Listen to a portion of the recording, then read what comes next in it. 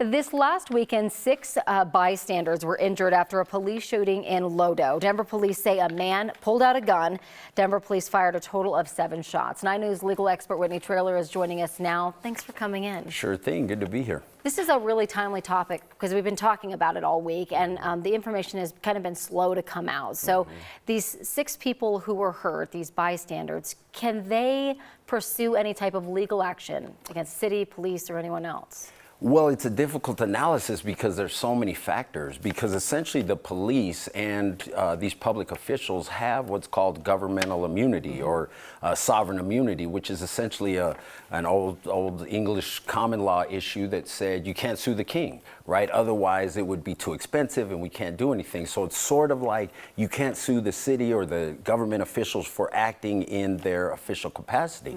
But here the question is, were they negligent, right, or did they deviate from what they were supposed to do when this many people were injured, when you have all these individual bystanders injured? So that's going to be the question. There is this governmental immunity, but the question was, were they so grossly negligent that they ignored a substantial risk of injury to others? It's been interesting because they haven't really said that these people were hit by bullets or shrapnel or something else. Again, the information has been very slow to come out all week.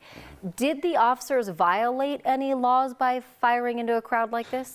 Well, they certainly may have, because obviously the police have a job to do and it's difficult to do it, but they also have training, and there are laws that say, well, you can't just fire into a crowded a crowd like this. Now, I read some of the different accounts. I haven't seen the arrest affidavit or anything like that, but several of the officers said that they felt that they had a clear shot, meaning that there was nobody behind them.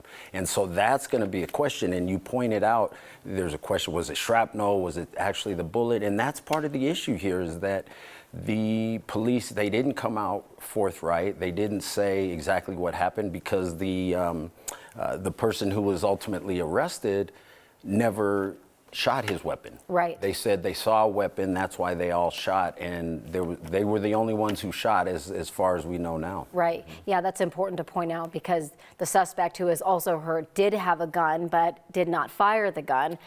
Police are kind of in a tough position here, right? Police are in a tough position. I mean, a lot of people are saying, look, they're entrusted with one of the most important jobs that you can have, protecting the community. Therefore, it should be a high standard. And that's why even in Colorado in 2020, we passed the Police Accountability Bill, which requires that police can be personally liable. It waives some of that governmental immunity. So an individual officer can be liable for up to 5% of the judgment, but it's capped at 25 grand. So the idea was to sort of incentivize these officers to really use more restraint and have other officers also try and slow them down. Right. Here, though, it was so fast. It was a weapon was pulled, they saw a weapon, and then they shot.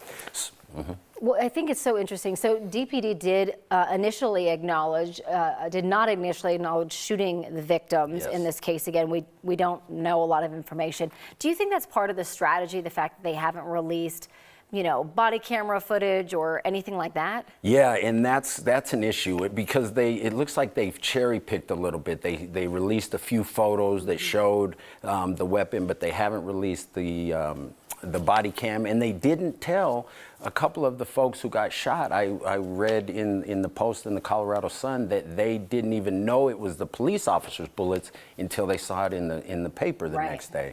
So yeah, I think that probably is a strategy. Now, the attorneys that are representing a couple of the folks who got shot have requested the footage and things like that, and under the Police Accountability Bill, they have to provide that within 21 to 45 days. So if they don't release that, then there's going to be more litigation about that as well. So we will know soon, and that's one of the points of the Police Accountability Bill, is to say, well, we're not going to allow we're going to encourage transparency. Even if there's an investigation going on, they'll still have to release that video. Yeah, it's very clear that a lot of questions are still out there, and we're going to need to learn a lot more before we kind of move forward. Whitney, thank you so much for coming in. Really appreciate it. All right, good to be here.